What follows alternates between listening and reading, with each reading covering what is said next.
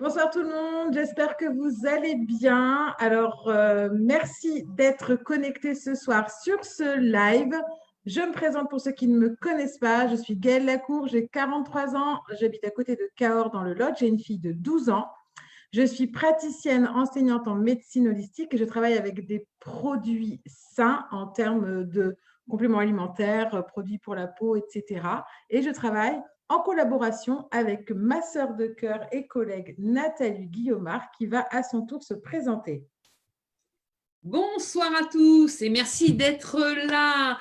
Alors, je suis Nathalie Guillaumard, j'habite en Bretagne et je travaille aussi en médecine holistique, praticienne enseignante. On élabore avec elle tout ce process auquel vous allez pouvoir accéder en tant que soignant et peut-être futur collègue de travail, c'est important de le dire.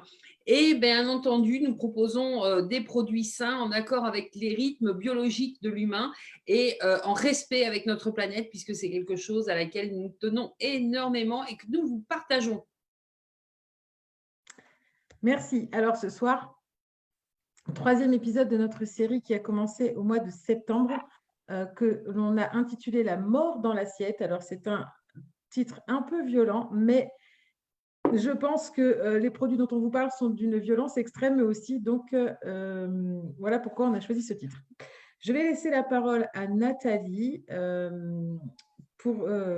pardon, je suis un petit peu… je sais pas, je dis n'importe quoi ce soir. Ça, c'est le direct, j'adore, je prépare jamais rien.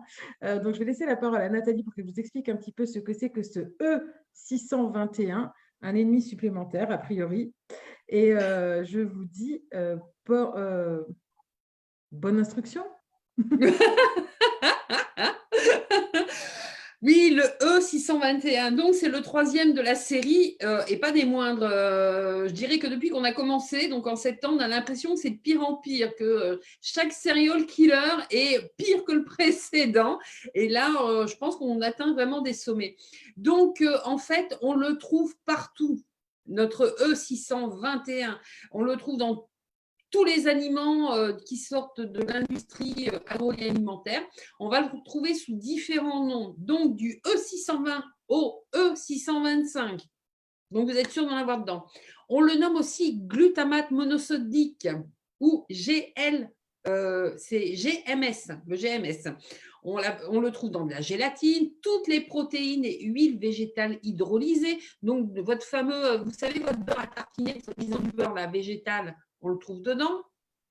Tout ce qui est caséinate, de sodium, de calcium, les levures, les extraits de levure, les protéines texturées, les protéines de soja, les isolates de protéines de soja. Alors, un produit, le Vestin, alors on en trouve assez peu en France, et l'aginomoto glutamate, sous sa forme pure que l'on trouve dans les magasins chinois. Et bien entendu, qui dit magasin chinois, vous allez en trouver aussi dans toutes les chaînes de restaurants chinois. Alors, bien entendu, chaque petit produit de ce type a une histoire. Le glutamate monosodique est ce qu'on appelle un exhausteur de goût de synthèse. Il est officiellement autorisé à n'importe quelle dose dans notre alimentation. Donc, d'où vient le glutamate? Comment il a été découvert? C'est un produit qui n'est pas si ancien que ça, puisque sa découverte date de 1908 au Japon par un professeur dont je tairai le nom parce que je ne maîtrise pas très bien le japonais. En fait, ce professeur Isola, non, c'est pas Isola, c'est son nom, c'est lui qui Isola, c'est le professeur Ikeda. C'est Kikunai Ikeda. Voilà, c'est très bien, merci. Tes souhaits. Donc, à rechercher dans une algue qui est la Saccharina japonica ou kombu, l'acide glutamique qu'il a extrait. Donc, et en fait, parce qu'il cherchait un goût particulier. Et ce goût, il l'a appelé le umami. Ce goût particulier vient d'un plat traditionnel du Japon qu'on appelle le katsuobushi. Voilà, c'est un bouillon, en fait.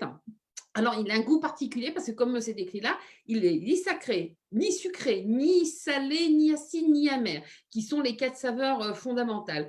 Donc ici, vous voyez, il y a une recette qui est tout à fait simple, hein. Il y a de la bonite qui est un poisson séché, il y a de l'algue, il y a du navet, il y a des épinards, du citron, de la sauce soja, du saké et du sel. Mais pas de glutamate, hein. Donc, pour vérifier que ce goût umami était bien quelque chose de particulier, il a fait différentes études autour de propriétés gustatives de plusieurs sels de glutamate, calcium, potassium, ammonium, magnésium, etc. Et en fait, ce qu'il a remarqué, ce goût umami qui est si particulier a un petit côté métallique, en fait. Donc, parmi ces sels différents, c'est le glutamate de sodium qui était le plus soluble, le plus savoureux et celui le plus facile à reproduire de manière chimique et parce qu'on arrive à facilement le cristalliser. Donc, en fait, le glutamate, quand vous en prenez, ça ressemble à du sel, hein, à l'état pur, hein, dans les sachets. Hein, on dirait du sel, mais ce n'est pas du sel. Hein. Donc, le brevet est donc mondial et GMS. Et c'est les frères Suzuki qui ont lancé la production en 1909 sous le nom de Ajinomoto, qu'on trouve toujours dans les magasins chinois sous cette forme-là de nos jours, depuis donc plus d'un siècle. Donc, je vous rappelle une chose importante, c'est que le glutamate, on le trouve donc à l'état naturel. Mais on l'a dit précédemment, c'est que toute molécule à l'état naturel n'est pas nocive normalement pour notre organisme. Elle le devient à partir du moment où elle est isolée de son ensemble, en fait, de la plante ou de l'animal. En fait, du moment qu'on l'isole de ce qui fait son existence dans la nature, là, elle devient nocive pour nous et elle est encore plus nocive quand elle est synthétisée de manière chimique. Donc, qu'est-ce qu'un exhausteur de goût? C'est quelque chose qui va renforcer les saveurs. Donc, ça existe depuis la nuit des temps. Et le premier, c'est le sel. Et le sel fait ressortir quelle saveur? Le sucré. Je vous rappelle aussi, pour mémoire, que dans la nature, tout ce qui est sucré au niveau du goût, on le considère comme non nocif pour nous. Ça trompe en fait notre cerveau ancestral, notre cerveau reptilien, ou nos ancêtres cro-magniens, on va dire, quand ils se baladaient dans la nature et testaient quelque chose, ils goûtaient. Si ça avait goût sucré, c'est cure. Pas sucré, pas sécure. Donc, on élimine. Donc, en fait, même quelque chose qui va ne pas être bon pour nous, à partir du moment où ça relève le côté sucré de la chose, on va se dire « Ouh, il y a bon, je mange ». D'accord? Donc, des exhausteurs de goût, il en existe plein. Vous avez donc le sel, vous avez le safran et le citron en particulier. Donc, pourquoi utiliser une molécule chimique alors qu'une pointe de sel ou un zeste de citron vont suffire pour justement améliorer la qualité du plat? C'est ce qu'on fait, nous, en général, dans notre cuisine. Alors, il y a des gens qui se sont battus pour justement que ce soit retiré du marché et parce que en fait, c'est une aberration et ça entraîne énormément de problèmes de santé, ce GMS. Et entre autres, cette femme qui s'appelle donc Corinne Gouget, qui, on peut dire que c'est un peu une mère courage, dans le sens où elle a voué sa vie à lutter contre les additifs alimentaires. Et en fait, quand elle parlait du glutamate, elle disait très exactement ceci, qu'il avait pour fonction d'exciter nos papilles gustatives et de nous donner envie de manger encore plus de produits en contenant, comme par exemple l'envie irrésistible de finir un grand paquet de chips d'un seul coup. C'est un peu ça, quand vous mangez, on l'a tous eu cette sensation, vous commencez à manger 2 chips, quand vous arrivez à la fin, vous avez l'impression que vous ressentez une frustration monumentale parce que le paquet, il n'est jamais assez grand. Ben, c'est à cause du glutamate, ce genre de choses. Donc, en fait, Corinne Gouget, ce qui s'est passé, c'est que c'était une scientifique, hein, elle a tellement pointé les choses du doigt qu'il y a eu une cabale qui a été montée contre elle. Elle a subi des agressions, elle a perdu la garde de ses filles, elle a eu des procès, des menaces de mort, et à tel point qu'elle a fini en 2015 par mettre fin à sa vie en se jetant sous un TGV parce que sa vie était devenue à cause de ça un enfer. Donc, je ne saurais trop vous conseiller ce livre, ne serait-ce que de le lire, parce qu'il est toujours accessible, afin que son travail, qui est un travail monumental, on trouve encore des reportages qu'elle a pu faire sur des chaînes de radio, etc., alternatives. C'est vraiment, moi je l'ai écoutée à plusieurs reprises, elle est passionnante et ça fait vraiment, vraiment réfléchir. Alors que ça récemment ne soit pas inutile, et lisez ce livre s'il vous plaît.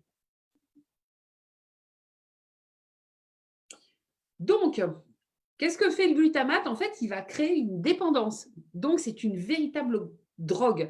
Tous les industriels de l'agroalimentaire ont remarqué que lorsqu'on met du GMS dans les aliments, ben, qu'est-ce qui se passe? Ils se vendent bien mieux d'un seul coup.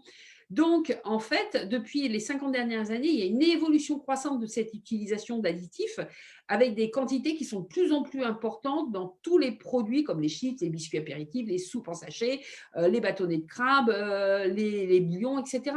Moi, pour les soupes en sachet, j'ai travaillé en tant qu'infirmière dans une usine qui en faisait, qui faisait même mais c'était effarant ce qu'on mettait dedans, quoi. C'est épouvantable. C'est épouvantable, c'est tout sauf de la soupe, hein. Même dans la soupe bio, il ne faut pas rêver, hein. Même dans la soupe bio, on trouve ce genre de produit sous une autre forme, hein. Vous le trouvez sous le nom d'arôme, tout simplement, hein. Alors, je vais juste dire une petite chose rapide là. Comme vous le savez, les amis, ma partie la plus importante du travail pour ce live, c'est d'illustrer, hein. Je suis la responsable des illustrations et donc je lis attentivement le travail de Nathalie, le travail de recherche de Nathalie pour trouver les bonnes illustrations qui vont aller avec. Et souvent, parce que je suis curieuse, je vais farfouiner un petit peu sur Internet par rapport à ce qu'elle a trouvé pour en savoir un peu plus. Et en toute honnêteté, je vais vous le dire, mais vraiment, hein, j'ai eu envie de vomir en faisant ces slides, vraiment, à plusieurs reprises. Merci pour ce témoignage. Moi, j'ai failli vomir dans les usines. Alors, voilà.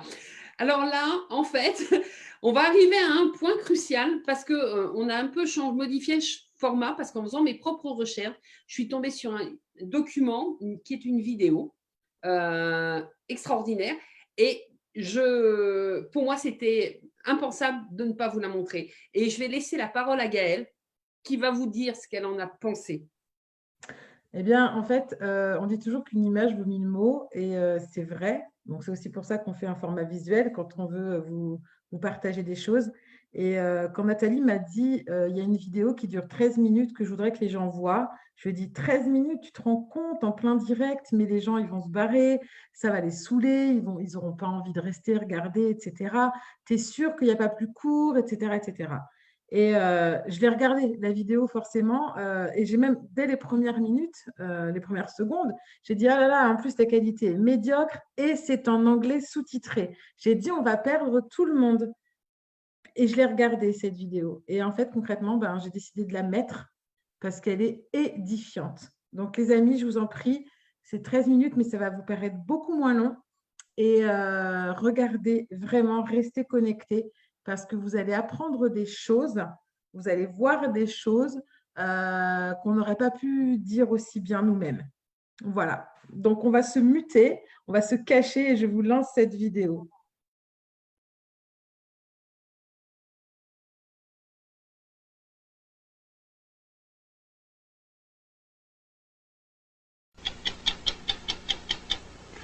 Among the labels on the supermarket shelves, you can now find those that say no MSG.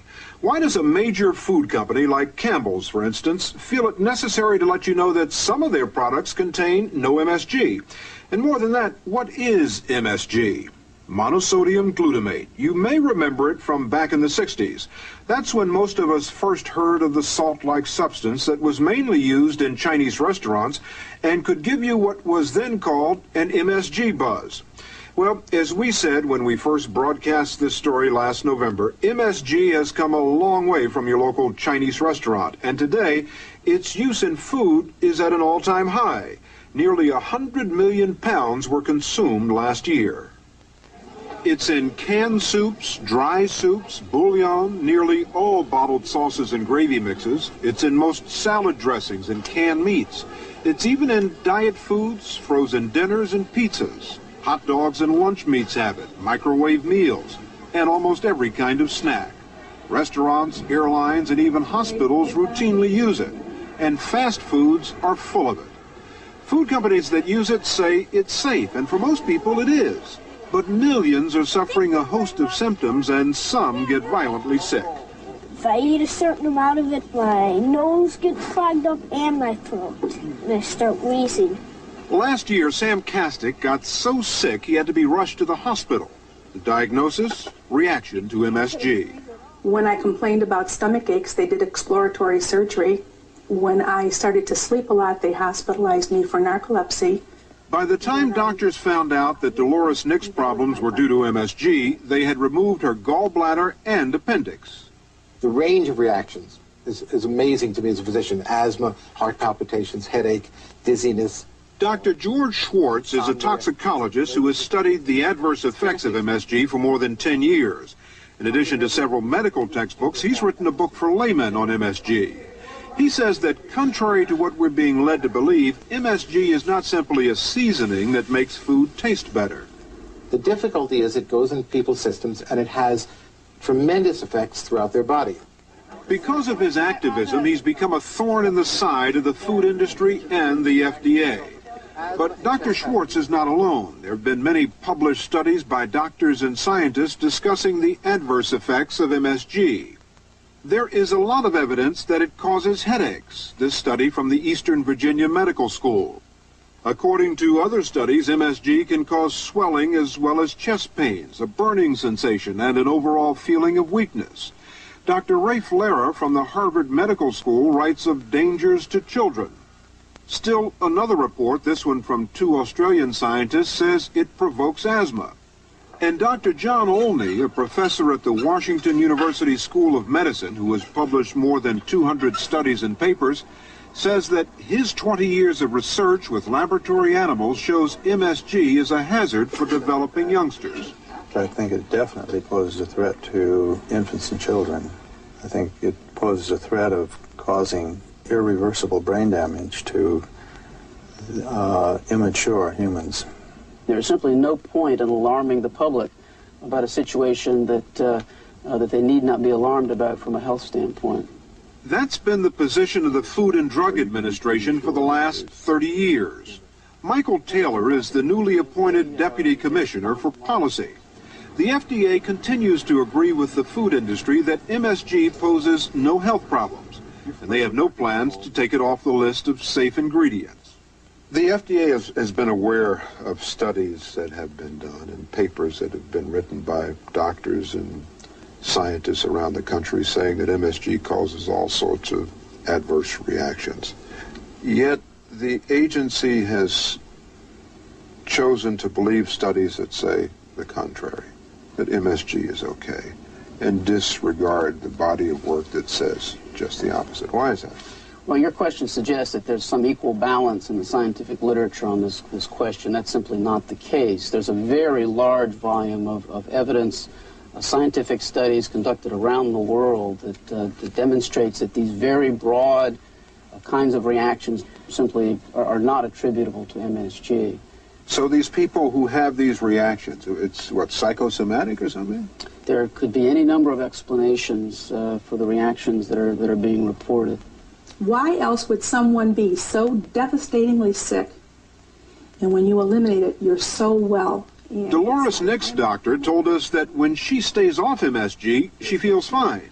But for years, before they knew what her problem was, it was disabling for her.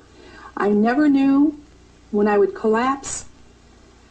I knew that something was shutting down on me, but when you are just laying there and you're unable to talk, I often wondered if I was ever going to come out of it.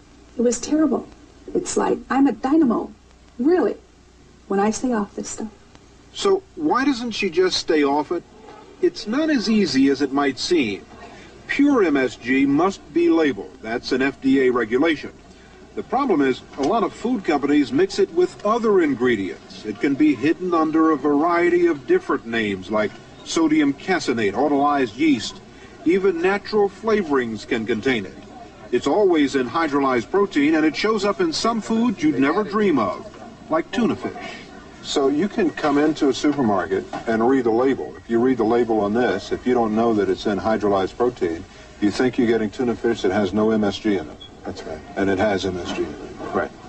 At present, there's no limit to the amount of MSG that can be put in food. And because it's added under different names, you can get several doses of MSG in the same product.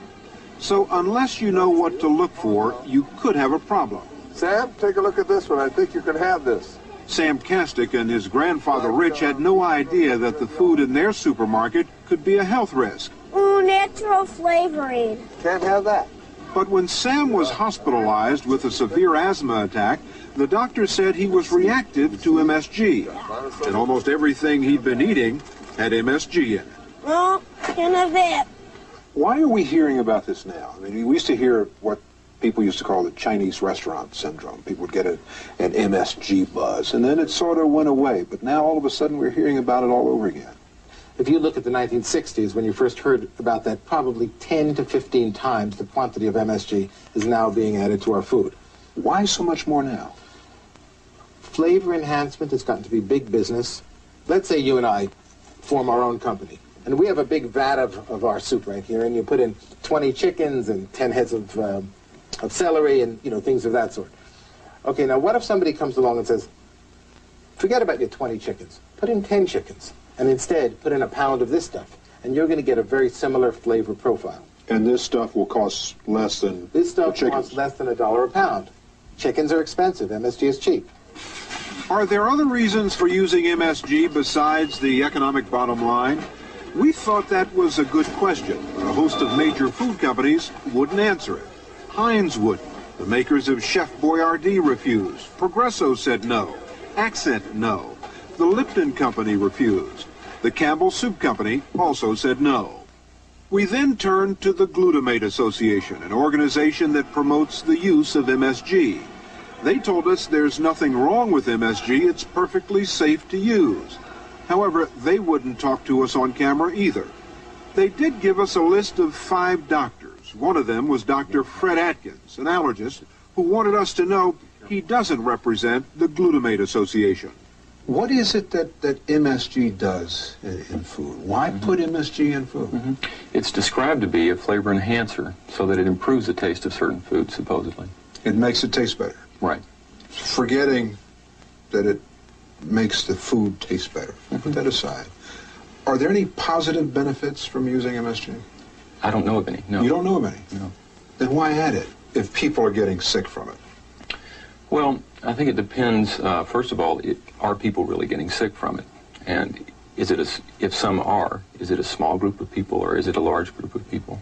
The estimates of how many are affected vary widely. Many doctors we spoke to said there could be a significant segment of the population that has experienced symptoms.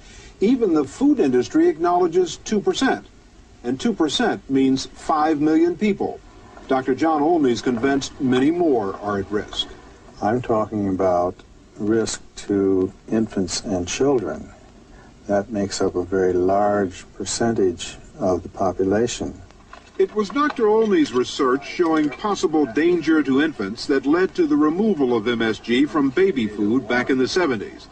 He's concerned about children today who are exposed to unregulated amounts in the food they love most, fast food and snacks. Those are mine. Leave them alone. 10-year-old Jeremy Laros had been diagnosed as hyperactive, failing in school, and had been subjected to everything from drug therapy to special education programs. But nothing helped. I couldn't get my work done and stuff, and so the teachers were always yelling at me, and everybody was teasing me because when they thought that I had attention deficit disorder. Other children didn't want to be around him. Julie Laros was ready to give up. For 5 years, her son Jeremy was angry and aggressive toward his schoolmates and family. He was miserable because he couldn't cope with his own behavior. Jeremy's family took him to Dr. Schwartz, who told them to remove all MSG from his diet. Almost immediately, there were dramatic changes. His hyperactivity disappeared, his grades dramatically improved, and so did his relationships with friends and family. Okay, Jeremy? Yes, I'm okay. We lost him for 5 years, and we have him back. And he's a wonderful, delightful, beautiful, bright child, and it was a long, hard search. Let me ask you to get to the nut of this thing. Would you like to have more studies? Yes, I would. Now, you're the person the Glutamate Association sent us to see. And you think there should be more studies? I think there should be more studies, yes, particularly in patients who complain of difficult reactions after MSG. I think it's a small group. But enough people in our population so that perhaps there's a problem that we need to do something about. At least we need to find out. I think it requires further study. Several food companies have told us that because of consumer complaints, they're removing the pure MSG from their products. But when we questioned whether they were also removing the hidden sources of MSG, they told us they weren't sure. Do consumers have a right, for example, to go to a grocery store or a restaurant and be able to know that the food that they're about to eat won't make them sick? We think the current rules governing disclosure of MSG are adequate to inform consumers from a health standpoint about the presence of MSG. Having said that, Mr. Taylor went on to announce that the FDA is about to propose a change in the rules that would require that hydrolyzed protein be labeled to say it contains MSG. But what about all those other ways MSG is hidden in foods? Will they also be labeled? You can see a label that says sodium caseinate. There can be some MSG in that. It will say autolyzed yeast. There can be some MSG in that. It can say natural flavorings. Those natural flavorings can contain glutamates, MSG. So, under the new regulation, the new law, will all of those categories have to say this includes MSG? When MSG is present in another food ingredient at significant and functional levels where the MSG is having itself a flavor-enhancing function in the product, the answer is yes. I'm not prepared to tell you with respect to each of those examples that that's the case, but that's part of what will be resolved in the rulemaking process. The FDA says this process will take at least a year. In the meantime, what about the consumer who wants to avoid MSG?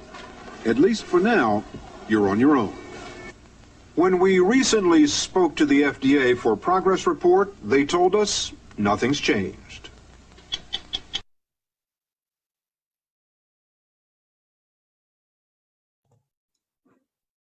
Édifiant, n'est-ce pas? J'en ai remis mes lunettes, vous avez vu? Ouais, voilà. Je pense que ça se passe de commentaires.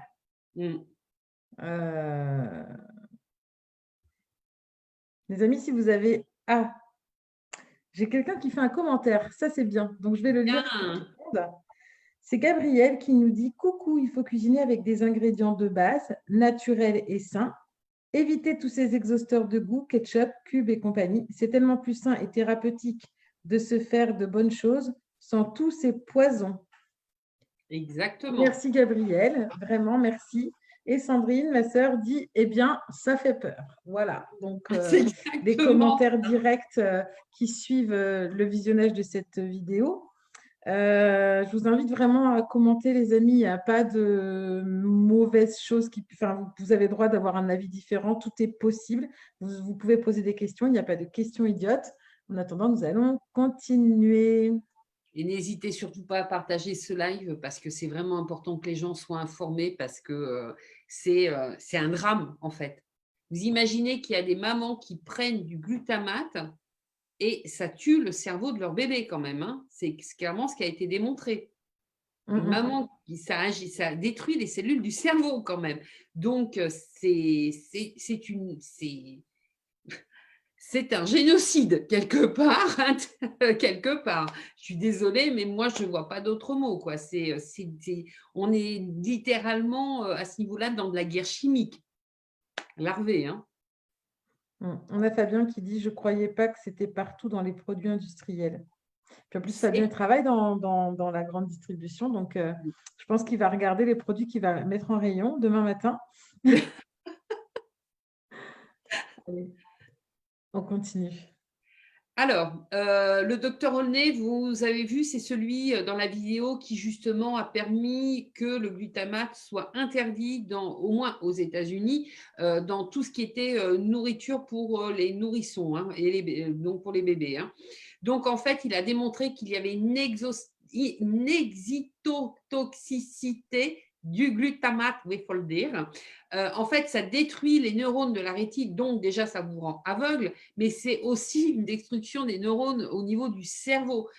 On peut présupposer aussi que comme nous avons des neurones ailleurs, entre autres dans les intestins, ça va aussi aller détruire les 10 neurones, puisque ça s'attaque au système neurologique. Hein.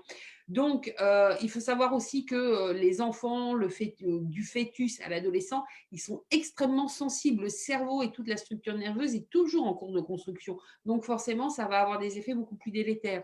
Donc, en fait, on soupçonne vraiment que le glutamate va entraîner des maladies neurodégénératives, parce qu'il y a destruction des dites cellules nerveuses avec la maladie d'Alzheimer, le Parkinson, la sclérose en plaques. Hein. Donc, actuellement, en Europe, c'est toujours considéré comme non dangereux. Et il faut quand même savoir que l'European Food Information Council, est quand même financé par l'industrie agroalimentaire. Hein, d'accord ? Donc, techniquement parlant, le glutamate est un ingrédient alimentaire qui souffre souvent d'une mauvaise réputation, pourtant infondée.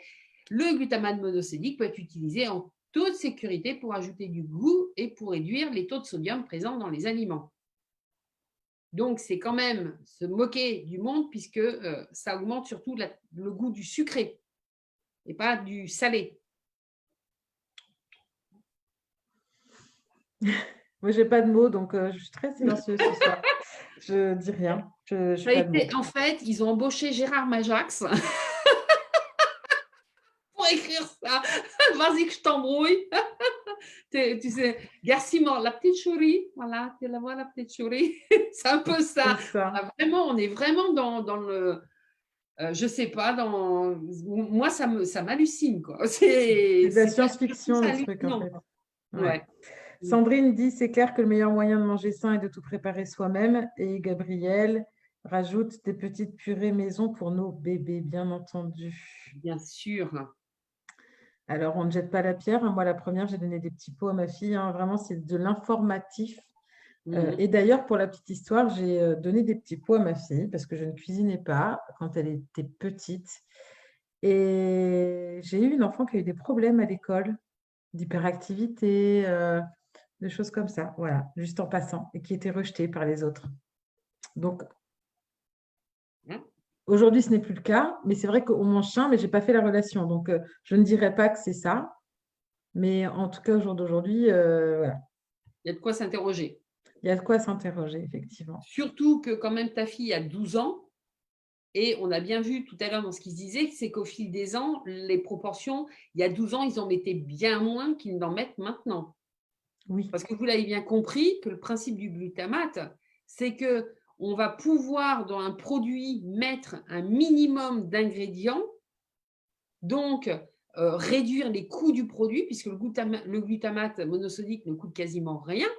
Donc, on va réduire les coûts pour vous vendre un produit toujours aussi cher, de toute façon. Non, mais j'ai un témoignage à fournir, mais je le ferai après. Voilà. Tu sais ce que je vais dire de toute façon. Donc, en 97, donc, il y a eu une étude qui a établi qu'à partir de 2,5 grammes de glutamate, on avait vraiment des troubles qui se manifestaient avec des crampes, des engourdissements, une faiblesse générale, des bouffées de chaleur, de l'asthme, des allergies, de l'urticaire, ce qu'on appelle justement ce fameux syndrome chinois. Donc, vous imaginez 2,5 grammes, ce n'est pas grand-chose. Et c'est très facile à trouver dans une portion d'aliments qui viennent de l'industrie agroalimentaire, puisqu'il y en a partout. Donc, pour la petite histoire, donc, ça fait maintenant je dirais pas quelques années parce que ce serait exagéré, mais de nombreux mois où je mange sain, en fait. Ouais, on peut presque compter ça en années quand même, mais on n'est jamais parfait. Donc, on va dire, ça fait longtemps que je mange sain et même de plus en plus sain, etc. Et puis, Nathalie pourra en témoigner et même ma sœur qui est en train de nous suivre pourra en témoigner. C'était il y a 2 semaines ou 3 semaines, grand max. On s'est fait envie de chinois avec ma fille et on a changé d'adresse. D'habitude, on va dans un endroit particulier où ça va bien, enfin en règle générale, rien à dire. Et on mange beaucoup de plutôt japonais. C'est un restaurant asiatique et on mange plus japonais que chinois. Là, on avait envie de chinois.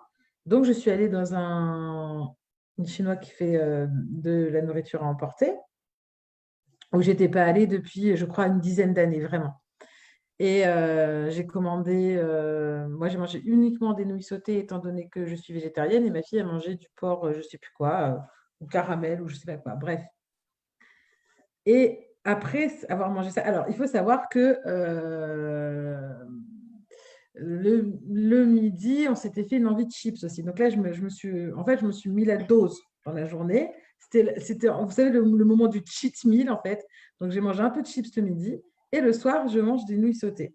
Et en fait, à un moment donné, j'ai eu extrêmement mal au diaphragme, au niveau du diaphragme. Et vraiment, j'avais des douleurs de fou. Même ma fille, elle s'est posé des questions. Et j'ai envoyé un message à Nathalie et à ma sœur en leur disant, dis donc les filles, j'ai tellement plus l'habitude de manger de cochonneries que les chips de ce midi, elles me défoncent. Je ne pensais pas du tout que c'était la nourriture chinoise qui aurait pu faire ça.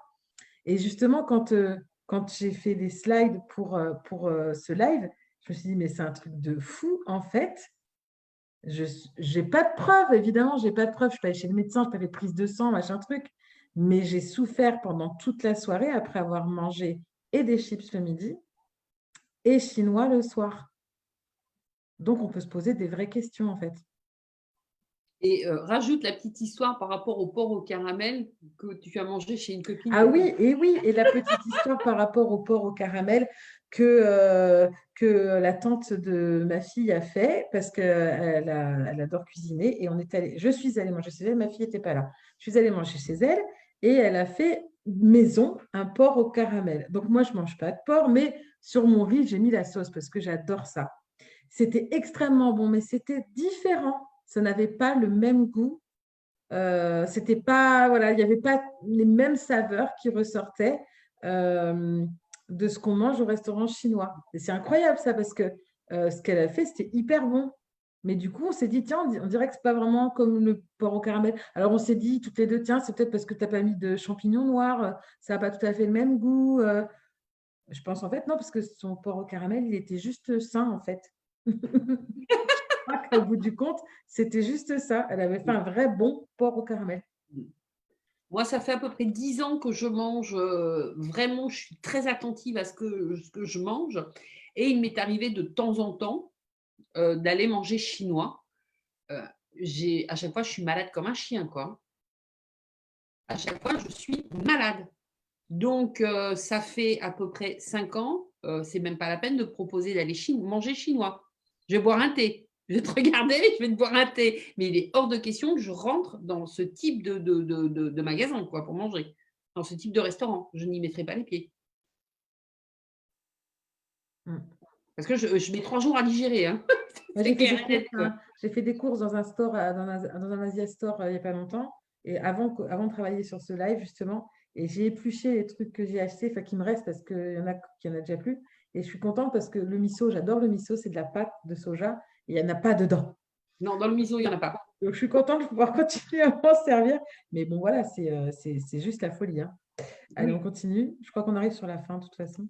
Oui, de toute façon, oui. Presque, ouais. Donc, en plus, il faut savoir que c'est vraiment, on est vraiment dans de la tromperie parce qu'au niveau du cerveau, en fait, ça va en plus perturber la régulation de la faim et de la satiété parce que ça dérègle tout le système hormonal qui contrôle la faim. Donc, en fait, quand des reins de laboratoire consomment du GMS, ils vont avoir une tendance à aller vers tout ce qui est riche en protéines et en sucre en particulier. Et donc, résultat, obésité.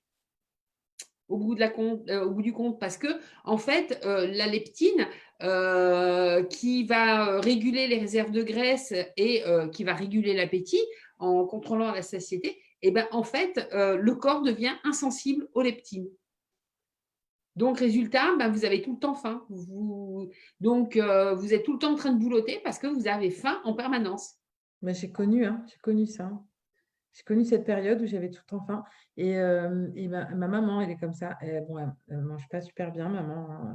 Elle mange beaucoup de choses préparées et tout. Et elle a toujours faim. Tout le temps, tout le temps, tout le temps. Là, j'ai Gabriel qui nous dit sel et exhausteur de goût dans les chips. Oui, bien sûr. Et attention à la sauce soja que l'on trouve dans les plats chinois. C'est pas bon, c'est un perturbateur endocrinien. Ça, c'est vrai aussi. Exactement, ouais. Il faut en manger avec très, très grande parcimonie. Voire même pas du tout. Voire on n'est pas du des Chinois. Qu'est-ce qu'on s'emmerde à bouffer des trucs chinois? On n'est pas des Chinois. C'est bon la sauce soja dans le riz quand même. Bah... Mais moi, j'achète du tahani déjà, c'est différent encore. Le tamari, tu veux dire? Tamari. Parce que j'ai dit tahani. C'est du pinard, ça, le tahani. C'est pas du tout la même chose. C'est du vin. Mais ne connais pas ça, il va falloir que tu me racontes. Tamari, j'achète du tamari. Tamari, c'est moins pire, ouais. C'est moins pire. C'est moins pire. Mais pareil, c'est vraiment c'est comme le miso, hein, c'est de la pâte de soja. J'en mets l'équivalent de ça une fois par semaine. D'ailleurs, je pense que je ne vais jamais faire le paquet complet dans de la soupe. C'est vraiment avec parcimonie. Il y a Fabien qui nous dit qu'il ne mangera plus de chinois, c'est fini. C'est pas bien que tu manges pas les chinois, il faut manger les gens. Hein. Fabien. Non mais oh. Allez, on continue. Donc, en plus, il faut savoir que quand on consomme du GMS, ça va augmenter le taux d'insuline qui est fabriqué par le pancréas. Donc, résultat, on finit par devenir diabétique, tout simplement. Ni plus ni moins. Donc, en fait, ce qui se passe, c'est qu'en plus, l'insuline, qu'est-ce qu'elle fait? Quand il y a une décharge d'insuline, il y a un taux de sucre dans le sang qui va baisser, d'accord? Énormément. Donc, ça baisse d'à peu près de 1 gramme quand il y a une décharge d'insuline. Donc, c'est énorme. Donc, on peut se retrouver en hypoglycémie. C'est pour ça que souvent, des fois, après certains repas, on se retrouve, on n'a qu'une envie, c'est « je veux dormir ». On appelle ça une hypoglycémie post-prandiale. Donc, qu'est-ce qui se passe? Eh bien, en fait, dans ces cas-là, vous avez à nouveau faim. Donc, et vous avez envie de sucre. Pourquoi? Parce qu'il faut remonter les batteries rapidement. Donc, parce que le sucre, c'est de l'énergie rapide. Donc, vous avez envie de vous taper quoi? Une pâtisserie, un morceau du sucre, n'importe quoi. Il faut manger du sucre. Donc, vous allez consommer du sucre. Et on sait très bien que consommer du sucre après un repas, c'est pas bon non plus. Ça ne se fait pas. On ne prend pas de dessert. Donc, résultat, qu'est-ce qui se passe? Vous avez tout le temps faim à cause de ça aussi. Justement parce que vous avez des décharges d'insuline dans le corps qui sont énormes. Et en plus, la faim permanente fait que forcément, vous allez stocker de la graisse. Puisque à force de trop bouffer, le corps, quand il n'a plus besoin d'énergie, il stocke. Hein. Donc, voilà. Donc, en fait, les rats devenaient obèses pendant cette étude qui a été faite en 2012, juste par injection sous-cutanée. Les rats devenaient obèses sans en consommer. Donc, ça veut dire que c'est un produit, mais qui est d'une puissance sur notre organisme et monumentale, en fait. Donc, et en plus, à un moment donné, il y a une résistance à l'insuline. Donc, résultat, de diabétique de type 2, on passe à diabétique de type 1. Donc, obligé de se piquer. Youpi. C'est passionnant tout ça. Fabien dit « Mangez des produits chinois, vous allez devenir diabétique. Merci les Chinois. » On n'est pas non plus là pour casser les Chinois. Il y a peut-être, j'ose espérer qu'il y a encore des restaurateurs, des vrais, qui font de la nourriture de qualité aussi. Hein. Il ne faut pas non plus mettre tout le monde dans le même sac. Quand on regarde les recettes chinoises, il y en a beaucoup où on voit glutamate, justement. C'est compliqué de faire ça. Hein. Ben, sur les recettes chinoises, il y est très, très souvent le glutamate. Hein. D'accord. Il fait partie de la liste des courses. Hein. Bon, ben, on va manger japonais. On peut manger des algues françaises, hein, c'est très, très bien aussi. Hein. Ouais, c'est vrai aussi. Il y a d'excellents producteurs d'algues en France. Hein.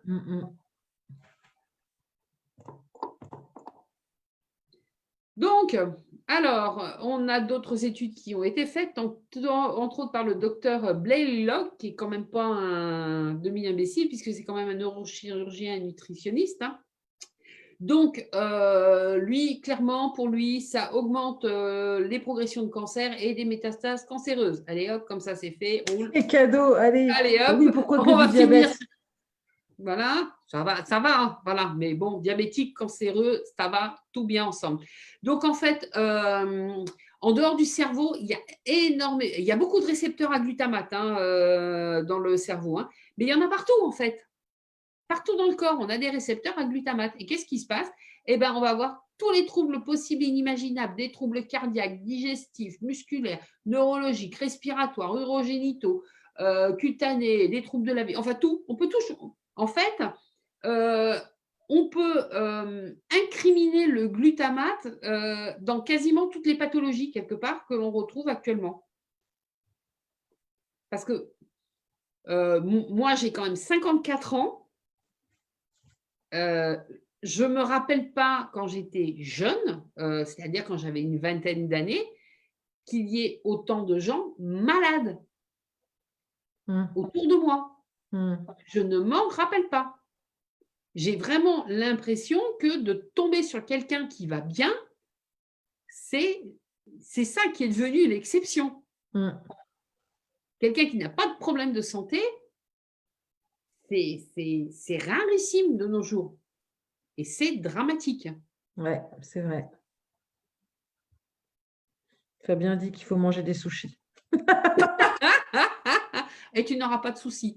Et voilà. Non, mais non, c'est vrai que les anciens, hein, pas les anciens, pas malheureusement les personnes âgées, nos parents là maintenant, parce que nos parents maintenant, ils morflent sévère. Mais ceux d'avant, ils n'avaient pas tout ça en fait, c'est pas toutes les maladies, c'était assez exceptionnel en fait. Ben, moi, je vois ma maman qui quand même écoute, attention un peu ce que je lui dis. Tu as de la chance. Merci, maman. Ma mère mange sain. Ma mère a une toute petite retraite, mais elle mange un maximum de produits bio.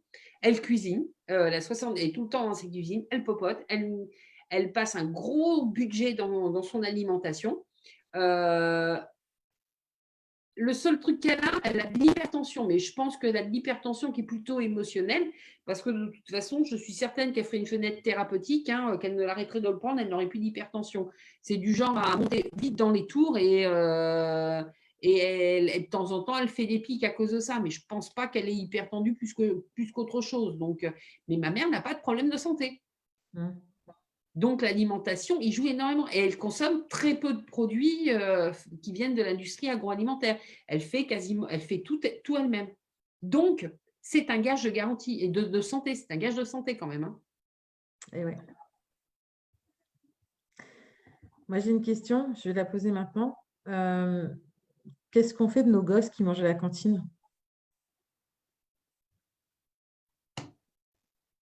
Parce qu'on ne sait pas. Et encore, enfin, moi, je vois, nous, on est plutôt bien lotis parce qu'il y a un chef à l'école où est ma fille, mais je ne sais quand même pas tout ce qu'il met dans sa nourriture, le chef. Ben, le souci, c'est qu'à partir du moment où on mange à l'extérieur, on s'expose à ça. Mais on va dire, entre guillemets, que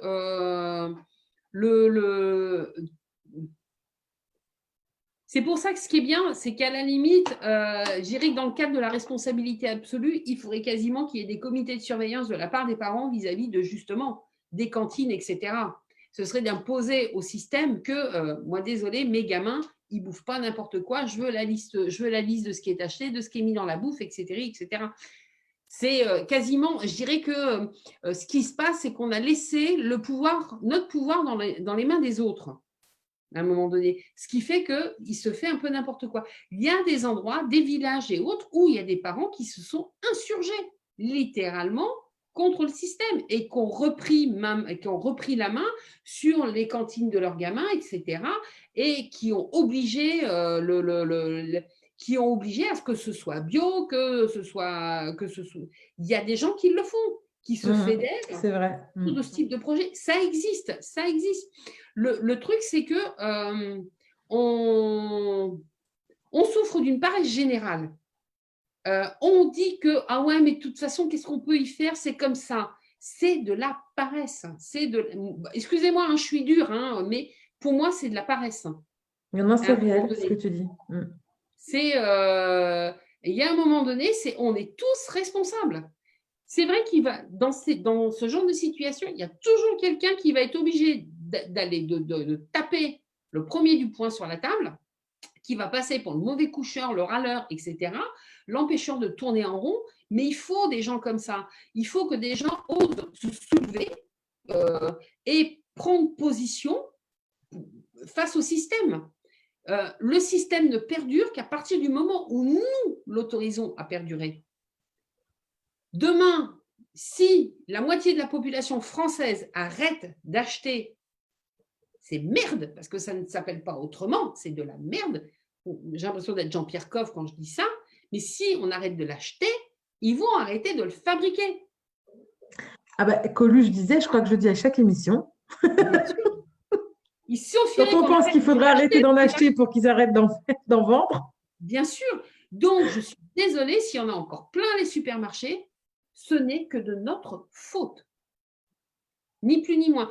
Pas de la mienne, parce que moi, je ne l'achète pas, ces trucs-là. Alors, pour moi, je suis l'avocat du diable, hein, toujours. Pour dédouaner un petit peu les gens, oui, on est responsable de ce qu'on achète à partir du moment où on sait. À partir du moment où on est conscient, on est responsable. Au jour d'aujourd'hui, on vit dans un monde où on évite d'apporter la connaissance aux gens en leur donnant d'autres informations qui servent à rien. Et donc, les gens ne savent pas. Donc, c'est vrai que souvent, il y a des gens qui tombent sur le cul. Moi, la première, hein, tu vois, quand j'ai appris plein de choses ces derniers mois, ces dernières années, par rapport à l'alimentation, etc., parce que je n'avais pas pris le temps de me renseigner. Alors, il y a une chose qui est réelle. C'est comme quand vous vous faites arrêter par la police et que la police vous dit « vous n'avez pas le droit de faire ça ». Ah mince, je n'étais pas informée. Alors, nul n'est censé ignorer la loi. Donc, ça, c'est une loi parmi les autres. Et donc, vous êtes responsable du fait de ne pas vous renseigner sur les lois. Eh bien, la responsabilité que l'on a au jour d'aujourd'hui, c'est de ne pas se renseigner sur ce qu'on avale. Et on est tous responsables de ça. Et on a tous fait cette erreur-là, même ceux qui s'éveillent aujourd'hui et qui réalisent. On a tous, à un moment donné, été un peu imbéciles, mais il n'y a que les imbéciles qui ne changent pas d'avis. Et on a acheté des choses, on les a mangées sans faire attention parce qu'on voit la télé, on nous dit que c'est bien, parce que voilà, plein de choses. Ce qui est important aujourd'hui, les amis, et c'est pour ça qu'on insiste aussi sur le fait de partager ce direct, si ça vous plaît, si ce que vous apprenez, vous trouvez ça pertinent, n'hésitez pas à partager parce que plutôt que de taper sur la tête des gens qui ne sont pas informés, on a décidé avec Nathalie d'informer en fait. Voilà. On a décidé d'informer. Après, chacun est libre de faire ce qu'il veut, mais si c'est en son âme et conscience, c'est une autre démarche d'aller faire des courses et d'acheter de la merde que quand on ne sait pas en fait. Et ça, c'est important. Si vous savez, en gros, j'ai envie de dire, vous ne pourrez pas dire que vous ne saviez pas. Voilà. La prochaine fois que vous irez dans un fast-food avec vos enfants, vous ne pourrez pas dire que vous ne savez pas parce que vous nous avez écoutés. La prochaine fois que vous irez acheter un paquet de chips, mais attention, aucun jugement de ma part. Je ne suis pas parfaite. J'ai emmené ma fille encore au restaurant chinois la semaine dernière. Bon, c'était avant de faire ce slide, hein, concrètement, parce que là, je pense qu'on va plus y aller, mais elle a qu'une hâte, c'est de voir le replay parce qu'elle ne veut plus, quand je lui ai dit un petit peu de quoi, elle a dit qu'elle ne voulait plus en manger. Voilà, donc, nous sommes tous responsables et la première responsabilité, c'est de nous informer. Exactement. Donc, moi, c'est pareil, quand les gens ne savent pas, ils ne savent pas, mais... c'est devenu un devoir pour moi d'informer les gens. Moi, ça m'arrive d'interpeller les gens dans les supermarchés. Hein. Ah oui. Ah, moi, carrément, hein, moi, j'y vais au Bon, culot. moi, comme j'y vais quasiment Ah pas, ouais. en fait. Non, Je mais fais moi, que des drives. La plupart du temps, je fais des drives pour des trucs que je ne peux pas trouver ailleurs. Donc, c'est assez moi, rare que j'aille au supermarché maintenant. Moi, j'ai mon supermarché qui est pas loin, qui est à 700 mètres, j'y vais à pattes, voilà. Donc, j'y vais régulièrement, ça me fait un peu marcher, je reviens. Mais ça m'arrive de dire aux gens, vous allez manger ça? Vous vous rendez pas compte de ce que c'est, quoi. Et il y a des gens qui reposent dans le rayon, hein. Les pauvres. Mais de toute façon, les caissières, elles me connaissent toutes, hein, comme pour elles, je suis une ayatollah de la bouffe, quoi. Bon, je vais arrêter de faire des drives et je vais retourner au supermarché plus souvent. Et je ne me gêne pas pour parler. Moi, je parle aux gens, je le dis ouvertement, quoi. Il ne faut pas manger ça. C'est épouvantable. Bon, j'en croise de moins en moins puisque je ne vais pas dans les rayons où on les trouve, quoi. Non, c'est parce qu'en fait, ils t'évitent. Tu crois que c'est pour ça, mais ils te voient et ils se barrent quand tu rentres dans le supermarché. Oh non, la revoilà, l'autre là-bas, on se barre. Un autre illuminé, là. Tu devrais mettre une bure et des sandales et je pense que ça serait bien. Mais à une époque, je me tâtais pour faire des autocollants avec des têtes de mort et d'en coller partout dans le supermarché. Et non, parce qu'il faut laisser le libre arbitre aux gens. Tu n'as pas le droit de Tout à faire ça. fait. Mais à un moment donné, ça me démangeait parce que je trouve ça, mais je vais même aller plus loin pour la petite anecdote. Donc, je travaillais pour je vais les citer, hein, je travaillais pour Best Food Industry, Best Food, hein. Donc, la meilleure bouffe, l'industrie de la meilleure nourriture. Best Food Industry à Dupigheim, en Alsace, qui est une branche de Unilever. Et là-bas, on fabriquait, il y avait 2 unités, une pour la soupe en poudre et l'autre pour la soupe en brique, de marque Knorr, d'accord? Donc déjà, quand j'ai commencé à voir ce qu'ils mettaient dedans, j'ai commencé à dire « Ah, mais plus jamais j'achète ça ». Et à un moment donné, quand j'ai été plus en phase avec eux, j'ai démissionné. Et en partant, il y a le directeur de l'entreprise qui m'a demandé Nathalie, vous partez, mais est-ce qu'au moins vous aurez retenu quelque chose de positif concernant votre expérience ici? Donc, c'était un très grand Suisse. Et puis, je me regarde, je fais oui, oui. Je ne dis pas plus. Et puis, très embarrassé, il me dit, parce que je laisse toujours une chance aux gens d'éviter de me poser ce genre de questions. Parce qu'il commence à me connaître. Ça fait quand même quelques fois que je lui collais quelques cartouches. Et il a quand même insisté. Vous ne voulez pas me le dire? J'ai fait, vous voulez vraiment que je vous le dise? Il m'a dit, ben oui. Je dis, maintenant, je suis au courant d'une chose, c'est que l'industrie agroalimentaire est main dans la main avec l'industrie pharmaceutique, le premier meurtrier de la planète. Et c'est ce que tu appelles avoir retenu quelque chose de positif. Ouais. D'accord. Donc, mais il m'a regardé et là, j'ai senti passer dans son regard le truc. Mais pourquoi je lui ai posé la question? Alors je savais très bien qu'elle allait parce que je lui en avais déjà balancé quelques-unes d'assez sympathiques. Donc voilà, mais c'est vrai que moi j'ai fait plusieurs expériences dans l'industrie agroalimentaire en tant qu'infirmière, donc forcément j'étais à même de voir les process de fabrication, ce qui rentrait dans les compositions et autres. Ça m'a très très vite fait mettre un pied sur la pédale de frein par rapport à ça. D'accord. Et là, sur le glutamate, il y avait un produit que j'utilisais encore qui était le Worcestershire sauce parce que c'est ce que j'avais trouvé de moins pire pour… oui, hein, faut le dire hein, quand même. Non, parce que moi, il y a longtemps que j'ai arrêté. Hein. Normalement, il n'y avait pas grand-chose dans le Worcester. Et en fait, l'autre jour, j'ai regardé la bouteille et en fait, j'ai jeté ce qui me restait. Il m'en restait une bouteille quasiment pleine. Je l'ai jetée parce qu'il y avait arôme dedans. Il y a longtemps que je n'achète plus les choses avec des arômes, en fait. Bah, moi non plus. Donc, voilà. C'est le dernier truc que j'avais et c'est terminé. Et même les épices, regardez bien la composition. Il faut que ce soit 100% que de l'épice. Hein. Ça existe des épices pas 100%? Il suffit que tu mettes, bien sûr, tu mets un mélange genre curry, tikka masala, les trucs comme ça. Je vais aller voir mon placard à épices après. Et là, demain, on aura un poste de Gaëlle. J'ai plus que du sel. Fabien, il ne comprend pas un truc, il n'a pas compris un truc que tu as dit, mais du coup, je ne sais pas de quoi il s'agit. Et qui l'a dit? Qu'est-ce qu'il a compris? Worcestershire, peut-être. Il a pas compris. Le Worcestershire sauce. C'est une sauce que l'on met souvent, d'ailleurs, dans ceux qui mangent des steaks tartare. Ouais. On l'utilise assez souvent en steak tartare.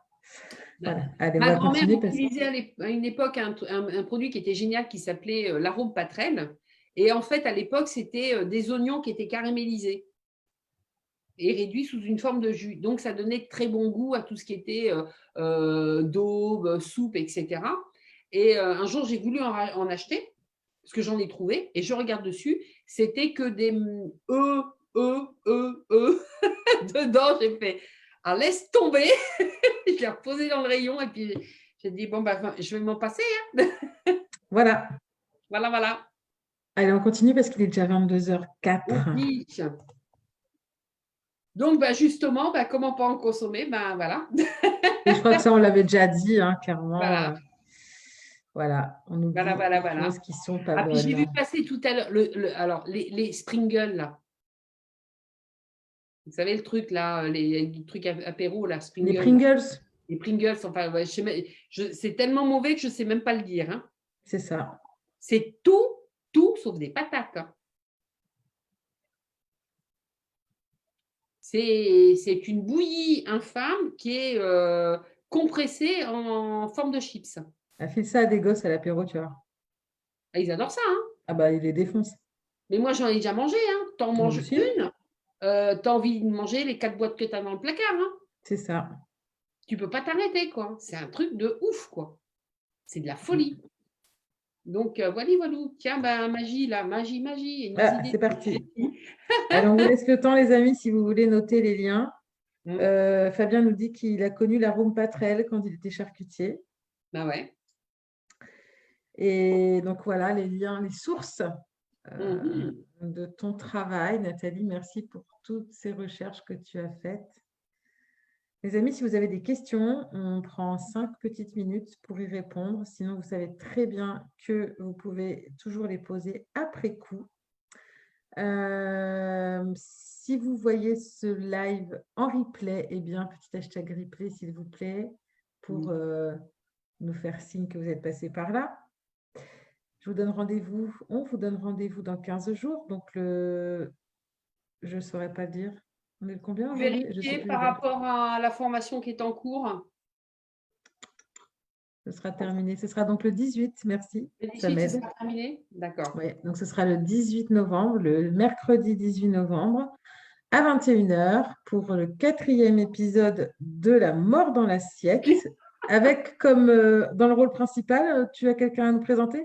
Non, toujours. Moi, non, je l'ai fait un par un. Je vais m'occuper de son cas à partir de la semaine prochaine.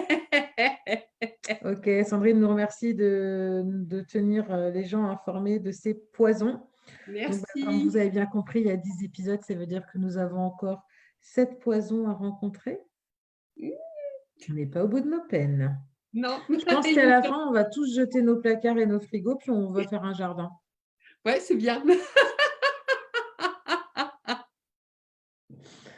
Gros bisous les amis, merci beaucoup. Bisous. Merci Fabien, il dit qu'il adore ce qu'on fait. À très bientôt, prenez soin de vous. Ne vous laissez pas envahir par une forme de morosité en ce moment, on sait que ce n'est pas forcément facile.